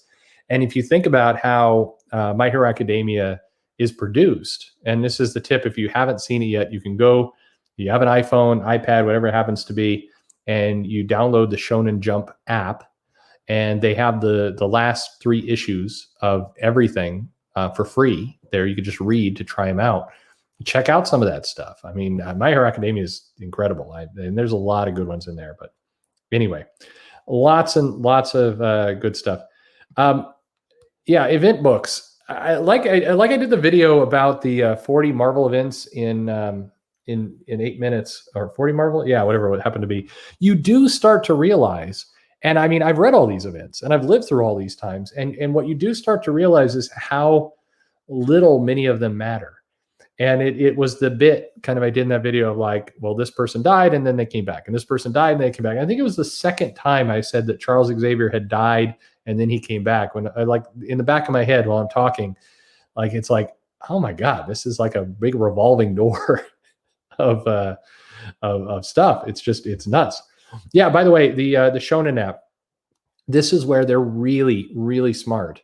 Is not only do you get the most current issues, which I think psychologically it catches people by going, oh, here's this amazing story. I'm this is what, chapter 130 or whatever it happens to be. It's like One Piece. This is chapter 1,531,000,000. And you get excited about it and you want to read backward. And you're like, oh, I have to subscribe to read backward. But on the other end, you can go in and you can read the first 3 issues of these series to get excited about it as well, to go, oh, this is how it began. And like right now, at the conclusion, or even while I'm talking here, you could be downloading the Shonen Jump app and read the first 3 issues of My Hero Academia for nothing right now. It's completely free. And I mean, that's genius. I mean, why Marvel or DC are not doing that? It's like, you got to do that. I mean, just got to do that. I'm hoping for a meta event book event where all the other events, and maybe, in some ways that feels a little bit like what death metal is. In some ways, it's like all the other events are coming into this event and they have a fight. Like, imagine Secret Wars, but it's events. Like it's like, I guess Hickman's Battle World is a little bit like that. Each little section was an event, and the events have to fight each other. It would be just amazing. Anyway, yeah. Monsters Unleashed, I went to know. I was tired at that point. I'm convinced Monsters Unleashed, a little bit of that was that Art Adams, they wanted to get him to do some covers, and he's like, I want to draw monsters. And they're like, okay, well, let's create a story about a kid who can draw monsters. That really feels like that really feels like what's going on there. And anyway, and yeah, by the way, I'm becoming a complete shill at this point. But the Shonen Jump app's $2 a month, unlimited. I like it. It's insane how cheap that is for the amount of content you get. You could get that app and you could start reading One Piece, and then I'll see you next year. Like you're just done. You've got your entertainment for the next 3 months. It's crazy. I am doing a video on Steve Ditko. I need to be careful about it, but I am doing one. He's an interesting guy. Steve Ditko's a fascinating guy. Absolutely. All right. Captain America, Mother Night. I love these Indiana Jones books. I mean, maybe I was a kid and I'll do you remember, it depends on when you watched Raiders of the Lost Ark. And if you were a kid growing up in that time period, I don't know, maybe I just had bad parents. I don't think so. My parents are fine. But you would go to these movies that were arguably, you wouldn't go to today. So this is a slight deviation of a story, but I hope you guys appreciate it. So my daughter wants to see a horror movie. Now she doesn't know what she's asking for. She knows that some friends at school last year were talking about Friday the 13th, and it came out around Halloween. So she wants to write. So like, I want to watch Friday the 13th. Now I know my daughter is 10, and if I showed her that, she would not sleep for weeks, and it would be a terrible idea, and then I wouldn't sleep, and it would just be a very bad idea. So I've been playing, like, what's the movie you show your 10-year-old kid that's a horror movie? So I landed on Gremlins, which is not a horror movie, but it's enough of that kind of thing that we went with, and that more or less went fine. Although I've got a younger daughter as well, so we get to the Santa Claus bit. And I'm like, oh, hang on, let me just pause the movie real quick. We get some popcorn and fast forward through that. You're playing this whole con game on your kids with Santa Claus. But at any rate, when I was that age, I went to see The Exorcist. I'm watching Raiders of the Lost Ark and faces melting off and all kinds of just crazy nonsense. And it was like, well, you shouldn't be watching that. But is anybody else who's old like me? Like, do you remember going to see these movies like way too young and just terrifying? like I don't. But what's weird is I don't remember. I didn't have like nightmares forever, but I watched stuff that was like horribly inappropriate. But at any rate, my kids did like Gremlins very much, so that worked out. All worked out fine. Now, by opposite, I don't know, whatever. I've reached that time of the show where the words stop making any sense whatsoever. Watched the Never-Ending Story, which is an inaccurate title because it does end. But that is not a movie my daughters enjoyed either for two reasons. One, the effects are so cheesy that they're like, I feel like I'm watching some kind of stupid baby show. And then the freaking depresso horse death, like that they could sit through hours of Gremlins. I could probably move them on up to Friday to Nightmare on Elm Street, and they would have handled that better than that horse dying. Christ, I mean that was anyway, terrible idea. Tremors would count, I think. I also grew up on RoboCop. I'd buy that for $1. Good stuff. At any rate, that horse scene, Jesus, I don't know, what are they thinking? Like you have to figure, and I've seen enough documentaries after the fact of that movie that suggested that several of the people involved were either crazy high or deliberately trying to mess with people. And there was some stuff in there that's just terrible. What's funny is, I don't know about you. This is like turned into nostalgia hour, but you ever go into a department store or something during the holidays and or a grocery store or something, and they're playing "Do You Hear What I Hear?" and immediately you think of Gremlins, and there's little Gremlins. It's always completely locked into my head. Poltergeist. Poltergeist had some creepy moments. Poltergeist had moments that were creepier than Nightmare on Elm Street for me. Here's the last like embarrassing story I'll tell. So I have some friends. This goes back several years, but I was kind of babysitting their kid, and their kid wasn't that young. Their kid was I want to say 11 or 12. So young kid, but not a young kid. And they wanted to go see. The kid was a big fan of Doctor Who and a lot of science fiction type stuff. And they wanted to go see a movie, and they wanted to see a science fiction movie. And they mentioned that they had seen Doctor Who, and Doctor Who has some spookier elements to it. I think it's not a scary series by any stretch of imagination, but it's got some more adult kind of things in there. And so I'm like, okay, well, so I see this science fiction movie. I'm like, this will work. It's rated R, but it looks all right. It looks science fiction. A lot of science fiction stuff's rated R because like there's boobs at some point, or a monster comes out and everything else. So it'll be fine. So we go in to see Event Horizon, and I was not allowed to babysit that kid again after that. So that was the end of that. It was anyway. I don't know if you saw Event Horizon. To me is that was a bait and switch movie for sure, because you went into that and it's like you're promised sci-fi, and then it's like we slipped into just crazy horror for me. But anyway, back onto comics. Why do comic fans care so much about comics mattering? I suspect you're watching on delay, or I don't know how you got this question out of what we were just talking about, but that's okay.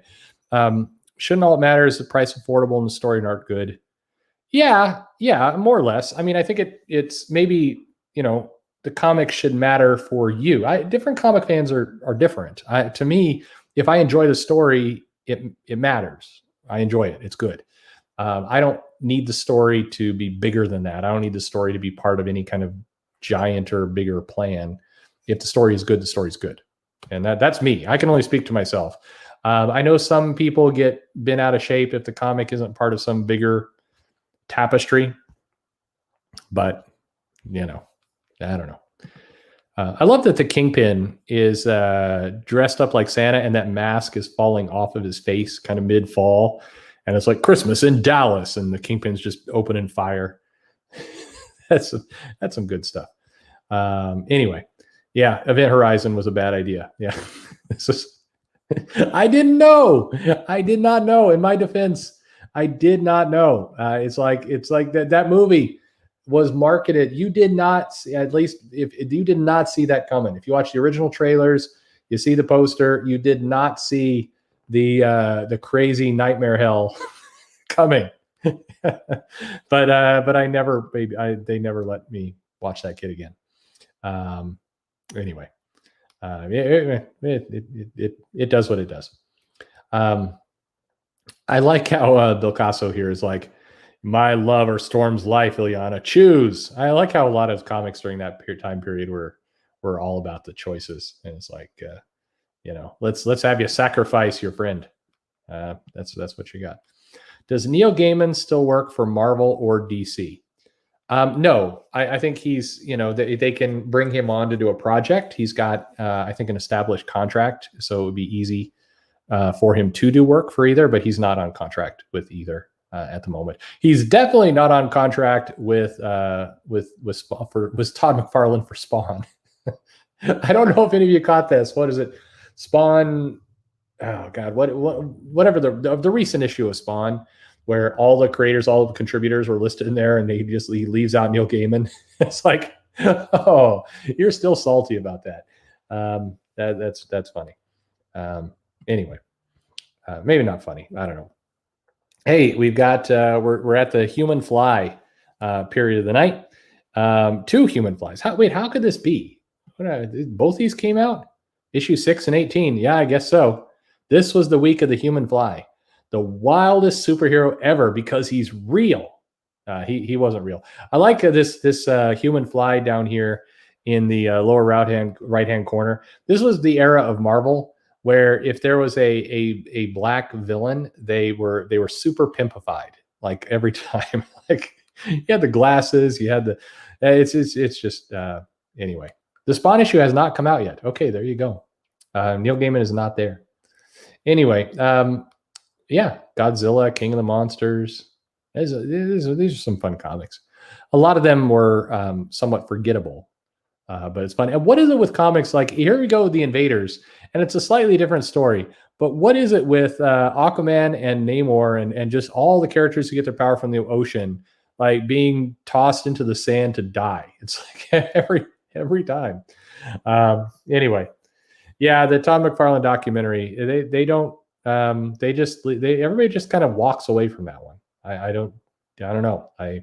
There's, from what I understand, there's definitely still existing bad blood between the two and everything else.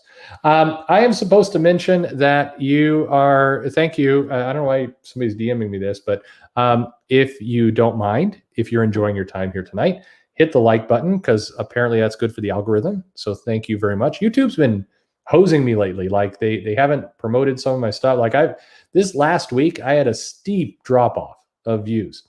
Now, granted, my content was crappier, and there was way more entertaining things to watch with the election. But I had like this week, my views went off a cliff. So I don't know what the hell I did to piss off the YouTube gods, but something went on. Who knows?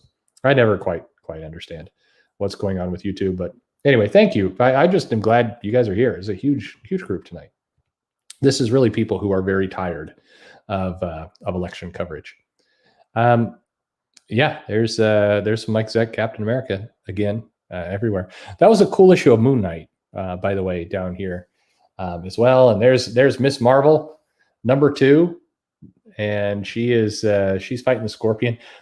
So one interesting part about Captain Marvel, Miss Marvel, is that this run of Miss Marvel was actually it holds up quite nicely. I'll have to review some of those issues, but if you go back and you look at some of these, it's actually like it's a solid comic. There's some good stuff going on. She has some problems she has to deal with, and it's a solid comic. Like, I was reading this the other day, and I'm like, why doesn't Marvel just kind of freshen up the art here and like reproduce this story again? Like the blueprint is right here. Just redo this comic. People would definitely be outraged by this, but like, there's so many comics they have in the bank that you could just bring an artist in to redo those stories and call it classic retelling of classic stories. I don't even know. And it's just, a lot of that stuff would sell.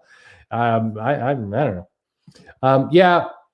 Marvel got Angela and then really did dick all with her. I mean, like, she was in Guardians. Do you remember the Guardians of the Galaxy was like such, like, the Thing was there for a while, and you had Angela and you had Ant-Man, and like Guardians, Iron Man was supposedly joining the Guardians of the Galaxy for a bit and then wasn't. And it's like, that was a period of time where nobody seemed to know what the F to do with Guardians. I don't know why I censored myself there. I've been cursing all along, but anyway, poor Angela. I mean, they got that character and they clearly had zero idea of what to do with her. And I think there's a lot of things you could do with Angela, but they didn't do any of those things.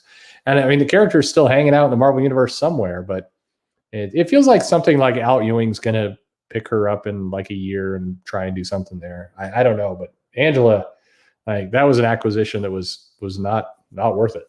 I mean, it was, they got nothing out of Angela. Make her Thor's half sister or whatever, and then it doesn't do. I have, this is a good recommendation. If you haven't read the Frank Miller RoboCop 2 comic and kind of the original blueprint, that was crazy. And that was probably the first indication that Frank Miller was losing his mind, probably a little bit. That was an interesting era for all this kind of stuff. I'm good. Fair warning. I'm probably 10 minutes more. How's that? So 10 minutes more. We're going to wrap up a little bit. Christ, I went like 90 minutes already. The time flies when you're drinking and having fun. Although I have not, now it's, instead of hot buttered rum, I got cold, thick, sludgy rum now, which is, that's not a good idea. Next time, beer, just plain old beer. Here we go. I'm drinking too hard. I'm not drinking much. I'm drinking very, very slow. Like, the drink is very, like, I've got one little mug of hot buttered rum and I'm halfway down. This is like the slowest I've drank in any show I've done here. And it's just, you can't drink hot buttered rum fast. And I'm killing my liver one step at a time. That's the plan. Why does Frank Miller get hate nowadays?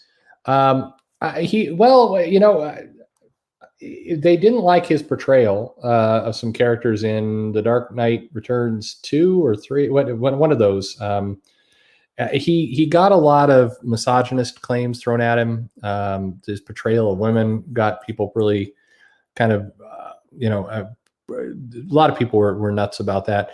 It was hard to tell, and somebody probably knows in the chat that it I don't know if there was actually stuff that went on outside of the comics, or it was people coming to his comics and not liking the way he was having like strippers in Sin City and other things.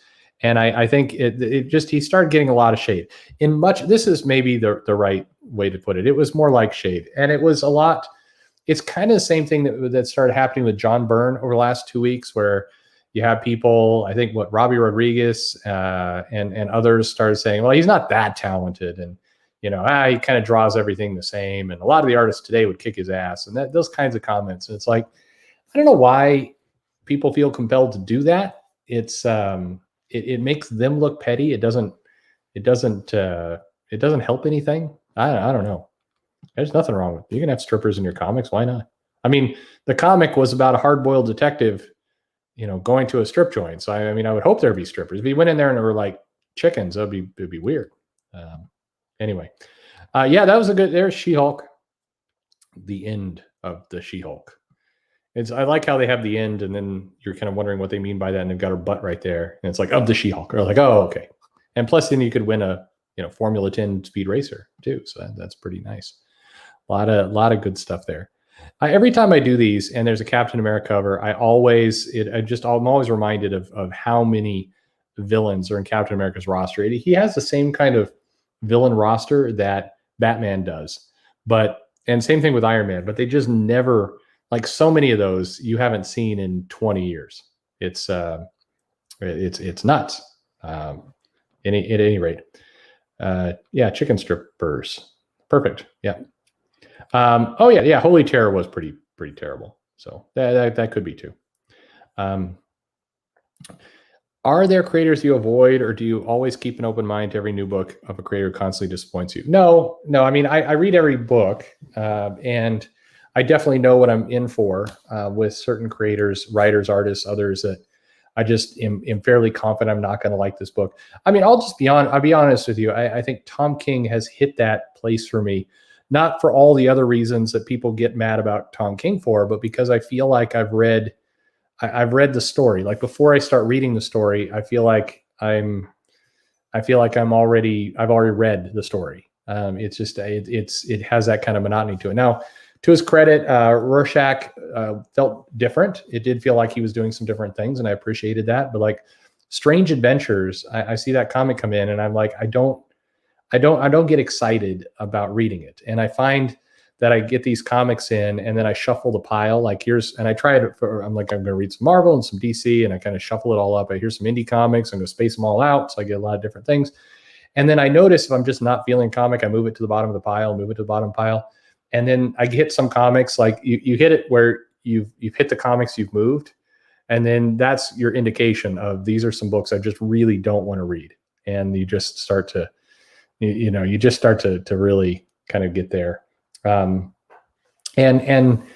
King is that way for me. And then there's a handful of creators, and I will hold to what I've said. There's not many. There's really two that come to mind who have.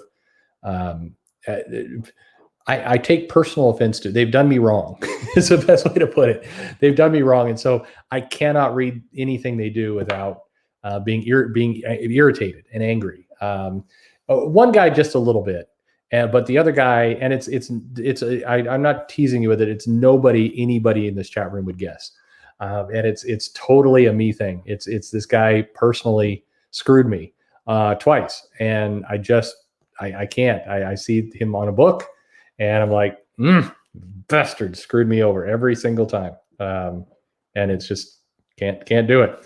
So anyway, that's kind of it. Hey, James, glad you're here. To everybody, by the way, who's joined this chat, we have a very lively chat and everything. I do think it's an indication that maybe everybody's tired of talking about the election. So we're here to talk about some comics and see some comics on the screen. If you guys don't mind, the next 5 minutes or so before we wrap this up, because I'm ending a little earlier tonight, but still, when you're coming up on 2 hours of a live stream, is it really ending early? And you're absolutely right. Don't hold grudges. And believe me, there are so many people I have let go of the grudge for, the 99% of them. And it's definitely not healthy. Definitely not healthy. But I can't get over this one. Someday I'll tell this story. Most of you will understand. I think I can't get over it. But at any rate, it isn't healthy to hold grudges and everything else. Hello, room, and hello, everybody. There's some people coming in now, which I feel bad about since we're wrapping up. But this is recorded, and the chat's out there, and it's been a good conversation. One-sided, but it has been a lot of fun. Can I growl?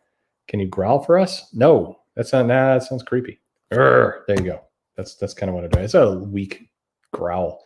I haven't been in a fight in like a regular fist fight, and like I was having this chat with my wife. I think it's been like 15 years since I've been in a fight. It's been a long time. I was in fights all the time. I was in a, I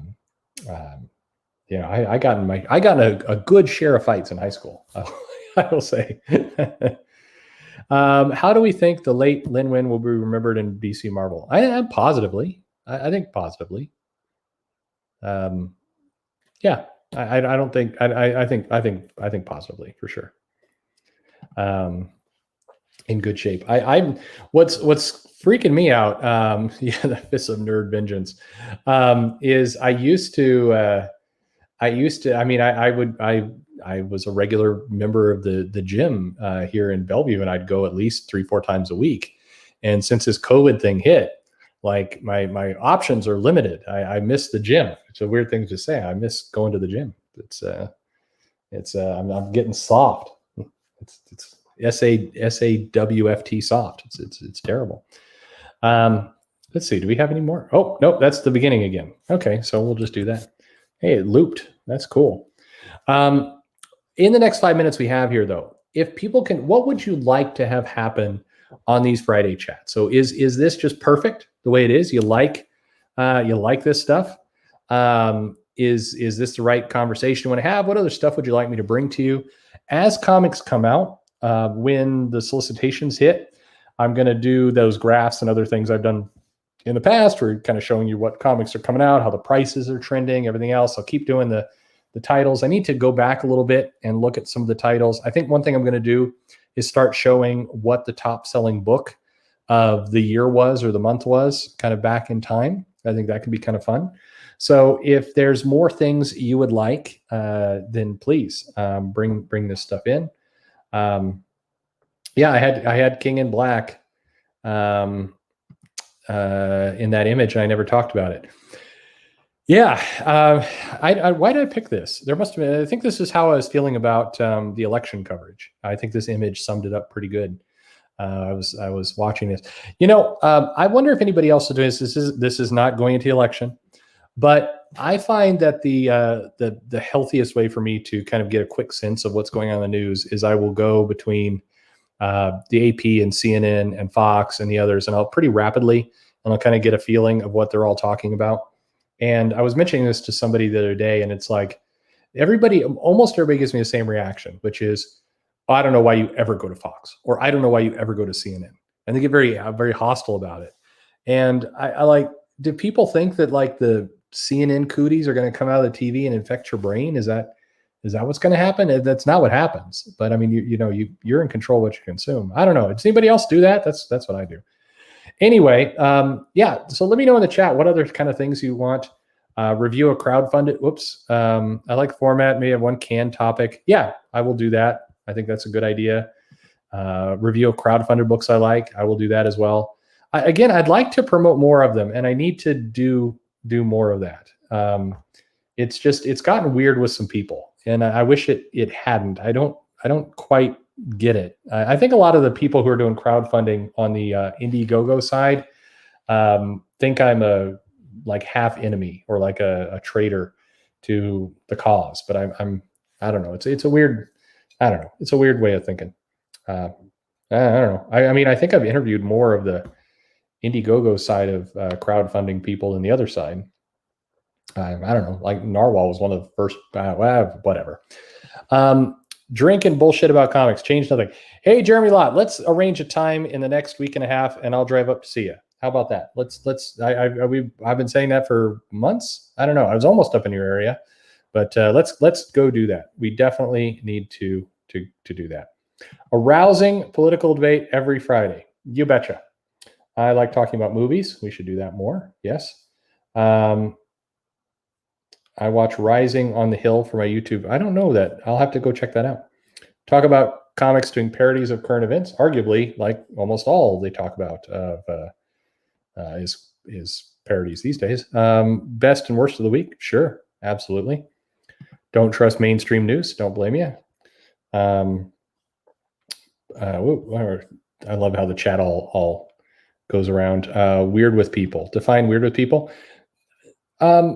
No, it's what I said earlier. It's just what I said earlier. The problem is Perch that you're willingly consume. The problem with Perch, you willingly consume news spun to one side. It's like watching a YouTube channel just goes through the problem. I'm not sure what you're getting at here. Was you're willingly consume news spun to one side? Yeah, but all the groups are spinning the news. So if you know that going in, you're seeing how people are addressing their topics. I don't go to these stations. I have no idea what to believe. I'll watch CNN for 5 minutes and believe everything they say, and then I'll go over to Fox and believe everything they say, and then I'll be a schizophrenic by the time I get to channel number 3. I'm going in with the knowledge that I'm seeing the different perspectives, and I'm wanting to absorb and listen to that. That's how I think. Anyway, lots of people making cool comics, good stuff. Have more interviews. This is more than my fault. Like for example, I need to schedule the time. There's so many people I need to schedule time with, and I've had a nutty kind of week. Cooking with Perch. Yep, I'd like to do that. I've got a video that is going to be funny for just me. I don't want to give it away, but it's gonna take a long time to do. It's like a video is gonna take 6 to 8 hours to do, and I'm gonna do it because it's gonna be a lot of fun. It is mildly related to this cooking thing. And I'm just going to have so much fun. And then it's going to go up and it's going to get like 60 views and 3 downvotes. And I'm going to be just heartbroken. I already know. I was going over this idea with my wife and my daughters, and then my daughter's like, that would be stupid. And my wife's like, don't do that. You'll waste all the time and then feel bad about it. I'm like, no, I've got to do it. So I'm going to do it. But you'll see what I mean. We need more issues with men being a dick. 100%. I agree. Absolutely. Is anyone else missing conventions? Yeah. I do, even though they smell terrible. Yes, I miss conventions terribly. I would love to be back. I suspect the Brett Booth has long since bounced, but I got to imagine he misses it. And some of the other guys have mentioned this, Temple Smith and Sean Gordon Murphy. Some of these guys. It's a good question. I miss conventions for sure. I absolutely miss it. I mean, I have good memories of talking to people and meeting people. And I mean, if conventions are going on right now, like, well, for one, I would have long since shown my face because I would have been doing videos at the conventions and I would have been meeting half you guys. It'd be great. I'd be buying so much beer. So I miss it. Yeah, I definitely am going to do the video. People won't, it will go nowhere. And for the amount of effort, it won't be worth it, but it is going to be fun. For sure. Yeah. Online conventions are terrible. We'll definitely do more Image Comics videos. Absolutely. Yeah. Otherwise, it is discussion on the human anatomy of Leipold's drawings. Yes. It has been a weird week. I feel bad for the people who got really wrapped up in things. I have, there were so many people that reached out this week through calls and text messages and everything else. And it was hard to watch people go through this ringer of this week, and it's not over. There's lawsuits and lots more to come. And it was tough.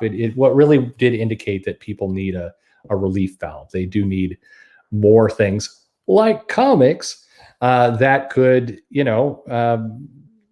start to give them something else to pay attention to. I mean, there's a lot of good stories out there, but man, some people got wrapped up in it. And unfortunately, because people got very wrapped up in it, there's this relief valve that hits where the behavior, in particular for a lot of people in the comic industry, is going to be absolutely brutal to watch over the next couple of weeks. Cause it's like all this emotion is just going to vomit out on social media. And it's like, now's the time. If you're a fan, you just want to enjoy, you're a customer, you just want to enjoy your comics and not get wrapped up in all this stuff. Like take that little Twitter vacation. It's cool. Mute a bunch of stuff that has to do with politics. It's a good plan. That's what I would do if I were you. Keep yourself safe, sane, all that kind of stuff. So previewing next week, I do have, like I said, lots of videos. I've got a Superman being a dick video. I've got talk about DCU, which I mentioned earlier. I've got all kinds of stuff coming up, and I hope y'all enjoy it. I enjoy doing these videos. They're fun. It's conversation time. If I had my act more together, there'd be more interviews, more talking with other people, but that would be some good stuff. And yeah, I'm just going to keep doing it. I try and balance, and I don't get it always right, but I try and balance a little bit of history, a little bit of new news, a little bit of kind of maybe social commentary. I try and mix it up. And the idea there is, and I'm going to try and even label it better. So if you like the history stuff, you don't like the commentary on fans, you want to hear about how shops operate, but you don't care about modern news, it's very easy to just click what you want to click, and hopefully you get a little bit of everything. And so thank you. I thank you for coming tonight, for all the supports to the channel. Crossing 7,000 was insane to me. I hope, can I make 8 before the end of the year? That would be super. Would love that. That'd be great. It's weird. I can't wrap my head around it. I say it every time, but it's always nuts. So thank you. It would be nowhere without you. And 102 people. We had a lot of people in the chat tonight. It's good.